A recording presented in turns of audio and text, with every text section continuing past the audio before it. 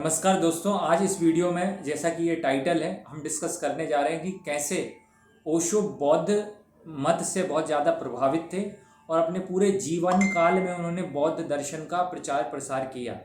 भले ही उन्होंने अलग अलग संतों पर, गुरुओं पर व्याख्याएं करी, लेकिन उनके मूल में जो स्वर था वो बुद्धिज़्म का था। उदाहरण के लिए उन्होंने अपने आप के ज्ञान को, अपने आप की आध्यात्मिक अनुभूति को बुद्धत्व कहकर, संबोधि कहकर प्रसारित किया। उसी तरह जैसे कि बुद्ध ने कहा था कि मैं एक पेड़ के नीचे बैठा था, वहाँ ज्ञान हुआ, एंड सो।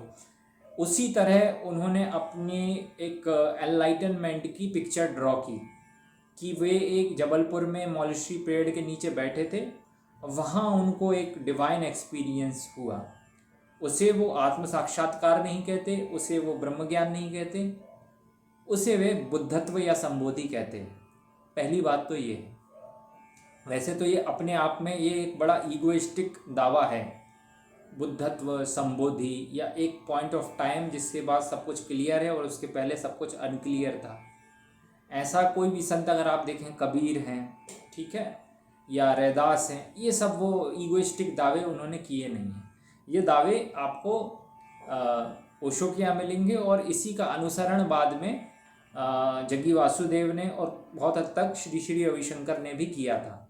क्योंकि ओशो का ये थॉट पॉपुलर हुआ, उन्होंने अपने भी कुछ शिष्यों को बुद्ध घोषित किया था पुणे में, ठीक है, जिनमें से एक का नाम गोविंद सिद्धार्थ भी है। आप चेक कर सकते हैं, क्योंकि मैंने उनका तमाम साहित्य पढ़ के रखा है तो मुझे बखूबी मालूम है। अच्छा, बात यह है कि हम ओशो की चर्चा क्यों कर रहे हैं। उसका सबसे पहला कारण है कि ओशो अपने समय के एक बेहद ही टैलेंटेड स्पिरिचुअल ओरेटर रहे। गौतम बुद्ध स्वयं विष्णु के अवतार हैं, तो उनके प्रति पूरा सम्मान है। लेकिन उनके जो अनुगामी आए, बाद में बौद्ध लोग आए, उन्होंने एक फिलॉसफी डेवलप की और उसे उन्होंने एंटी सनातन बताया। सनातन चूँकि एक व्यवस्थित व्यवस्था है जिसमें भ्रम संदेह नहीं है, तो इसलिए बौद्ध मत जो था उसने एक विकृत किस्म की फिलॉसफी भी पेश की थी, और उसमें से एक था शून्यवाद। अब ओशो की जो आप भाषा देखेंगे तो वो शून्य के इर्द गिर्द बहुत घूमती है। वो बार बार कहते हैं कि शून्य शून्य शून्य, शून्य हो जाओ, ठीक है। और ये शून्य जो है उनकी बुक के नामों में भी आता है। उनकी एक बुक है, उसका नाम है शून्य की नाव। अब इसमें मैं ये भी कहना चाहूँगा कि ओशो ने बहुत सुंदरता से अपनी बातें रखी हैं, बहुत सुंदरता से। शायद ही किसी ने आध्यात्म जैसे विषय को इतना सरस बनाया हो, इसलिए वे सम्मान के पात्र तो हैं। लेकिन ओशो ने खुद कहा है कि मेरी बातों को जैसा का तैसा मत स्वीकार करना, उसमें तर्क ज़रूर करना, और जो बात सही लगे उसी को स्वीकार करना। तो हम तर्क की कसौटी पर ही ये जांचने जा रहे हैं कि क्यों ओशो की जो बातें कई एब्सर्ड हैं। देखिए, ओशो ने एक बात कही बार बार बुद्धिज़्म से प्रभावित होकर कि होश में अपने शरीर की क्रियाएं करो, होश में हाथ उठाओ, होश में बैठो। ये बात सुनने में बहुत अच्छी लगेगी। भाई, एक जनरल बात है, कौन बेहोशी। लेकिन क्या आपको लगता है कि एकदम शराब में जो धुत ना हो गया हो, नशे में धुत ना हो गया हो कोई भी व्यक्ति, क्या अपने शरीर के प्रति होशपूर्ण नहीं रहता? क्या मेरे हाथ इस तरह हिल रहे हैं तो क्या मुझे होश नहीं है? तो इसमें तो कोई आध्यात्मिक बात हो नहीं गई। असल बात तो जो है वो है अपने अंतर्मन में जागृति। तो चूंकि बुद्ध ने ऐसा कहा था, कहीं उन्होंने पढ़ा था, या ज़ेन परंपरा में उन्होंने पढ़ा सुना था, तो ये कई बार वो इस बात को रिपीट करते हैं। इतना गहरा उन पर प्रभाव था बुद्धिज़्म का। इसके साथ ही उनके जो भवन हैं पुणे में, उसमें उन्होंने नाम भी बुद्धा हॉल रखा था, बुद्ध की स्टैच्यूज़ बहुत लगवाई, ठीक है। और सिर्फ गोविंद सिद्धार्थ ही नहीं, बहुत सारे उनके शिष्यों को वो ये मोटिवेट करते थे कि बुद्धत्व प्राप्त करो भाई, ठीक है। और उन्होंने कईयों को, जैसा मैंने बताया, बुद्ध घोषित किया, ठीक है। तो इस तरह से ओशो जो है बहुत गहरे में बौद्ध मत से प्रभावित थे। उनका जन्म यूँ तो जैन घर में हुआ था, लेकिन वो बौद्ध मत से प्रभावित थे। अच्छा, दूसरी बात, वो शरीर की जिस जागृति की कहते हैं, कई बार वो बुद्ध के बारे में फेक स्टोरीज भी सुना देते थे।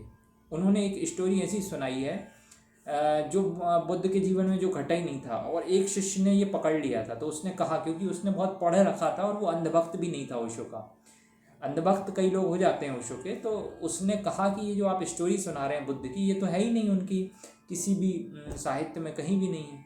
तो ओशो ने बड़े शातिर तरीके से, बड़ी चालाकी से ये कहा कि नहीं, वो देखो मैं खुद उसका गवाह हूँ। अब चूंकि एक इतने सारी फैन फॉलोइंग हो गई, तो लोग फिर कहते नहीं भाई ये तो रहे होंगे, कहीं उनको कोई दिव्य दृष्टि होगी।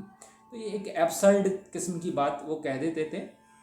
और इसमें उनके शिष्यों का ये भी लॉजिक रहता है कि भाई वो तो एनलाइटन है। अब यही एनलाइटनमेंट की थ्योरी जो है ना, यहाँ ईगो को फिर दुनिया उन्होंने दो हिस्सों में बांट दी, एक एनलाइटन एंड एक अनएनलाइटन। तो ये ओशो का जो प्रभाव है बुद्ध धर्म से जो आया है शून्यवाद के नाम पर, ये एब्सर्ड है और इसमें कोई बहुत ज़्यादा डेप्थ है नहीं। मैं फिर कह रहा हूँ, चैतन्य अपने मन के प्रति हो जाना, क्योंकि शरीर पर आप जितना भी फोकस करोगे वो आपको कहीं भी ले जाने वाला नहीं है। इसलिए ओशो की कुछ विधियों पर, अच्छा ये वीडियो उन लोगों के लिए नहीं है जो सरसरी बौद्धिक एंटरटेनमेंट करते हैं ओशो के टॉक सुन के, या हंस लेते हैं, ठहाका मारते हैं, उपद्रव करते हैं। ये सिंसियर जो साधक हैं उनके लिए ये वीडियो है, क्योंकि ओशो को सुनने वालों में दो लोगों का वर्ग है।